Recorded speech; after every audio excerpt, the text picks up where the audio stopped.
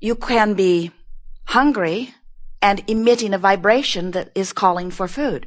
You can be overfed and offering a vibration that is asking for a ceasing of food. You can be lonely and offering a vibration that is asking for companionship. You can be overwhelmed with people in your life and you could be asking for some solitude. And whether you are talking about it or not, you and every consciousness, which includes the one-celled amoeba in the ocean, every consciousness is having its personal experience and is coming to personal, selfish, wonderful thing, conclusion, and Source is answering every one of those preferences. So the real question that we're wanting to ask you here today is, have you come to the place yet where even those unfulfilled, not yet manifested desires are pleasing to you?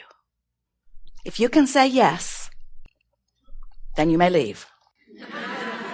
If you can say yes to that, then you are now finally understanding who you are and what this creative experience is all about. If you can say, yes, of course I want more money. Yes, of course I want an improved relationship. Yes, of course I would like to live in a house that includes these other wonderful options. However, I am not unhappy where I stand. I am eagerly anticipating the universal circumstances and events which will provide the platform by which I can receive all of these wonderful things. But as I stand right here, right now, I am not unhappy about the absence of something wanted. You know, in a vibrational universe, there is no such thing as exclusion. Everything is yes. When you look at something that you want and you say yes to it, you include it in your vibration. But when you look at something you don't want and you say no to it, you include it in your vibration. If you want more money, but you are so aware that you don't have enough money, so what you're talking about is not enough money. You're talking about how expensive things are. You're talking about how that person has money and they don't deserve it. They inherited it from their dead mother. Never had to work a day in their life. They have no real work ethic. They're just rich buggers. When you have those feelings that feel bad to you when you feel them, when you think thoughts that feel bad when you think them, you're not a vibrational match to what you think you want. You cannot be beating the drum of not enough money and writing affirmations, I want more money, I will have more money is making its way to me, because the way you feel is your true indicator of what your vibrational offering is. And there are so many of you who are offering contradictory vibrations. And do you know, that's the only thing that ever hinders you. It's the only thing that keeps you from the things that you are really wanting. It doesn't matter what anybody else is doing with their vibration.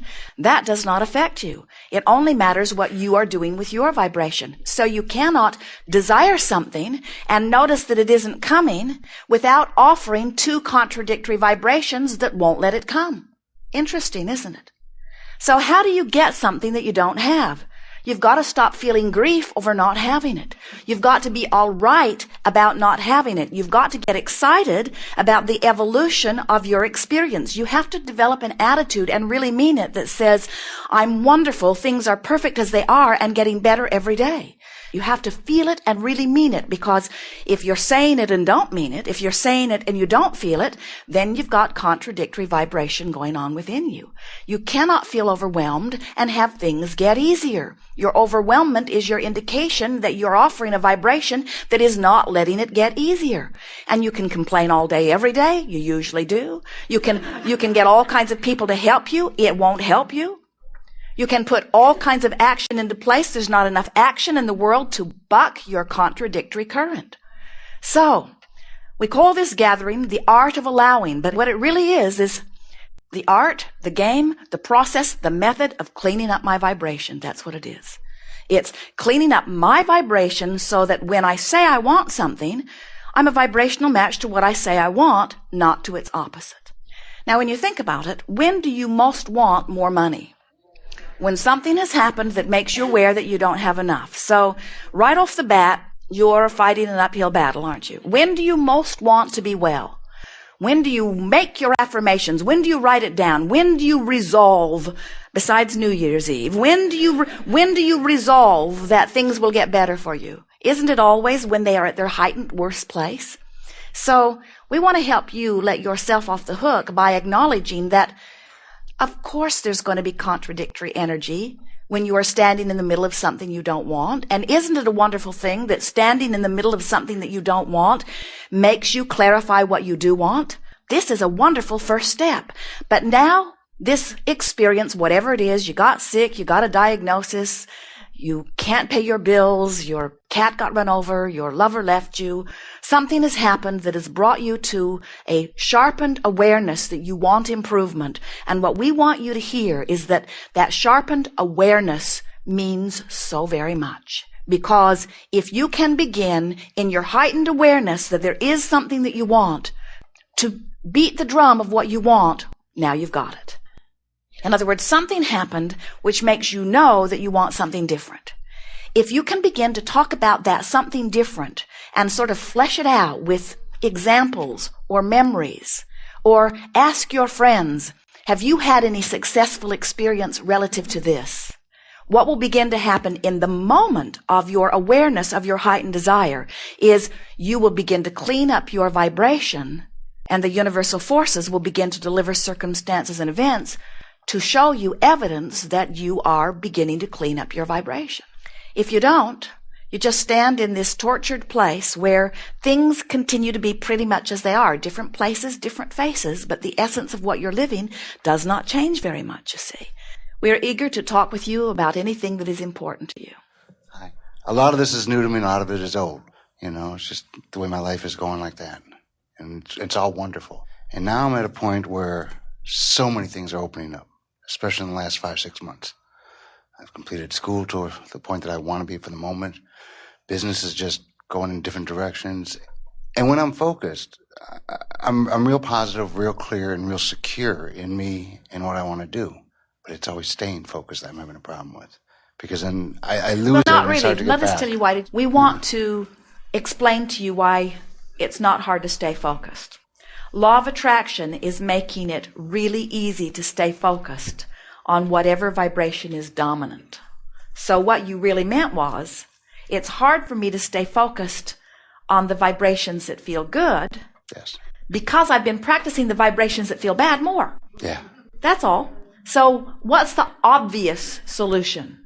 Practice the ones that feel good more. Yeah.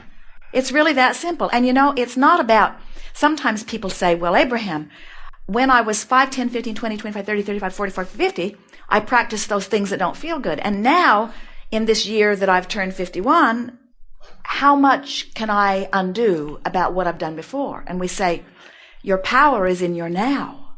During all of that time, you were launching rockets of desire, and your future experience is full of an amazing scenario that you are walking toward. So right now, as you concentrate on feeling good, you let in all the good stuff that you've been launching for a long, long time. That's why you can feel this momentum going.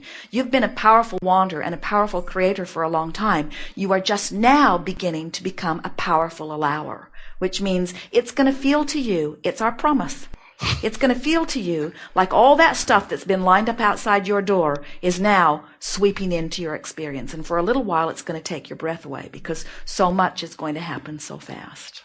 It's exactly what I mean. It's very overwhelming. And I'm going to use the word depression, but that's not the word. But when I go there, just go where? When I go where? Not what I call focus, not in the positive all the time. Feeling scared about some of these things. First of all, we want to say to you that don't try to be constantly aware of your point of focus or even of the way you feel in the sense that you are feeling that it's fragile and feeling that it's critical and feeling that your every thought is going to come back and slap you down. Right. In other words, you have all this leeway. You live in an environment of well-being. Well-being is the order of your experience. You are a blessed being and so much is going so well. So you're always on this quest of fine-tuning, but you don't have to clean it all up today.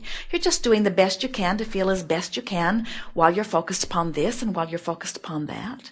It really is about just wanting to feel as good as you can about whatever subject is before you or change the subject. And we encourage a little bit of both. If it's a subject that makes you feel bad every time you think about it, we would start with things that are easier. But if it's a subject that really comes up often, things to do with money come up really often. Things to do with your body come up really often. So if it's a subject that you can't get out of your consciousness, it keeps coming up, then it's really worth training your mind to be positively optimistic as you focus, you see. So what is it that you're wanting to work on? Lots of things are happening. What is it that you would most like to clean your vibration up about? Well, it's twofold, and I think they go together. One is my insecurities in business that I'm about to move into and how they're going to work out, and then my lack of knowledge, which I need to gain on some of it. All right, so I have a question for you. Do you believe that you have creative control of your experience? Ultimately, yes. Yeah. Do you know how it is that you affect an outcome? You practice a positive thought until it's the thought that comes most easily. Yes. So if thoughts that don't feel good keep coming up, don't take action yet, because the vibration's all screwy and it's not going to turn out well. But that doesn't mean you have to put it off forever, just for 15 minutes till you've cleaned up your vibration. You see? Yes, I do. All right, so we want to go back. Our friend has arthritis in her hips that are painful. She can feel frightened while she has arthritis in her hips, or she can feel hopeful while she has arthritis in her hips. And the arthritis in her hips is dependent upon whether she feels fearful or hopeful. You get that? Mm-hmm. You can have a potentially wonderful business and feel fearful. Or you can have a potentially wonderful business and feel hopeful. And the difference between fearful and hopeful makes the difference between how fast it will be a wonderful business. In other words, you could choose a business that almost everybody fails at.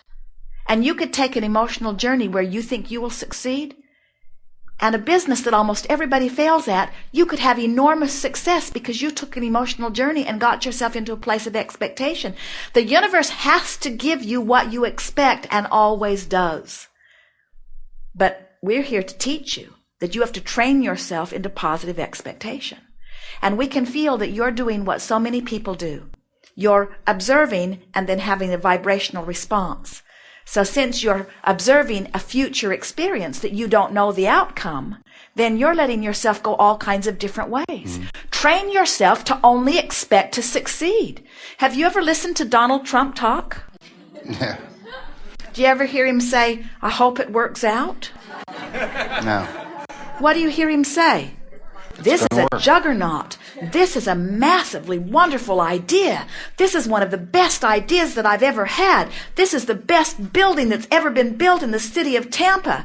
This is the best thing that I've ever sent my attention to. I hire the best people and I get the best results and things always go well for me.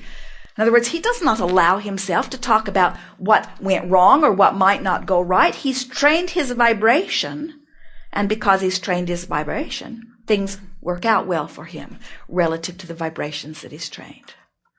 And we could give you endless examples of that. Anybody that succeeded at anything came to a place of expecting success. So the big question is, how do I expect success in a venue where I've never had any experience? Or how do I expect success when I haven't had success?